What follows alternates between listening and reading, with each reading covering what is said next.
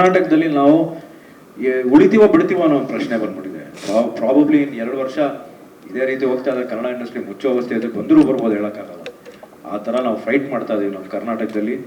ನಮ್ಮ ಕನ್ನಡ ಸಿನಿಮಾಗಳಿಗೆ ಮೊದಲನೇ ಆದ್ಯತೆ ಕೊಡಿ ಅಂತ ನಾನು ಎಲ್ಲ ಪ್ರೇಕ್ಷಕರಲ್ಲಿ ಕಳಕಳಿಯಾಗಿ ಮನವಿ ಮಾಡ್ಕೋತಾ ಇದ್ದೀನಿ. ಪ್ರತಿಯೊಬ್ಬರು ಸಿನಿಮಾನ ಥಿಯೇಟ್ರಲ್ಲಿ ನೋಡಿ. ದಯವಿಟ್ಟು ಈ ಟೆಲಿಗ್ರಾಮ್ ಅನ್ನೋದ್ರಲ್ಲಿ ಕೂತ್ಕೊಂಡು ಪೈರಸಿ ಪ್ರಿಂಟ್ನ ನೋಡಬೇಡಿ.